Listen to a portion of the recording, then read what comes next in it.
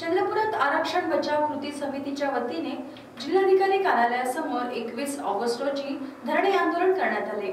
सर्वोच्च न्यायालयाच्या 7 न्यायाधीशांनी एससी व एसटीच्या आरक्षणात उपवर्गीकरण करण्याचा आणि क्रिमिलेअरची अट घालण्याचा निर्णय दिलेला आहे। आरक्षणाचा लाभ एकदा घेतल्यानंतर पुन्हा घेता येणार नाही असेही त्यांनी नमूद केले आहे। सामाजिक न्यायाच्या दृष्टीने आणि नैसर्गिक न्याय दृष्टीने हे निर्णय आता वर्गाच्या हिताच्या दृष्टीने अन्यायकारक आहेत। या निर्णयामुळे जनतेमध्ये रोष निर्माण झाला असून एससी एसटी आरक्षणाचे उपवर्गीकरण आणि क्रिमिलेअरची अट रद्द करण्याच्या मागणीकरिता हे धरणे आंदोलन केले गेले।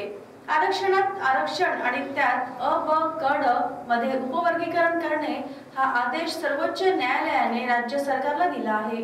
हा अधिकार न्यायालयाला नव्हे तर तो संसदेला असल्याचे मत यावेळी आंदोलनाच्या नेत्यांनी व्यक्त केले। 500 पानाच्या याच्यात क्रिमिलेअर किंवा ह्या नको होतं उपवर्गीकरण वगैरे, पण त्यांनी जो निर्णय दिला अतिशय असंवैधानिक असा निर्णय दिला आहे। जेव्हा की डॉक्टर बाबासाहेब आंबेडकर यांनी या देशाला जे संविधान दिलं त्या संविधानाच्या अनुसार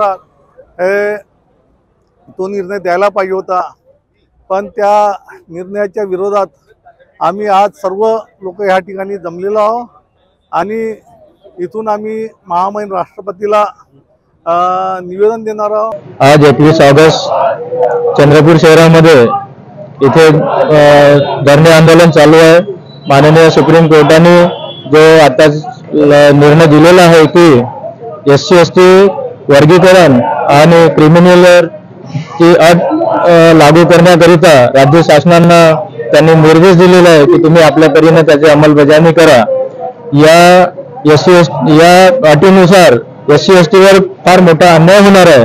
त्याकरिता आज चंद्रपूर शहरातील गणमान्य सामाजिक संघटना एकत्र येऊन इथे धरणे आंदोलनाचं आयोजित केलेलं आहे। यानुसार मी विनंती करतो सुप्रीम कोर्टांना की त्यांनी ही अट मागे घ्यावी।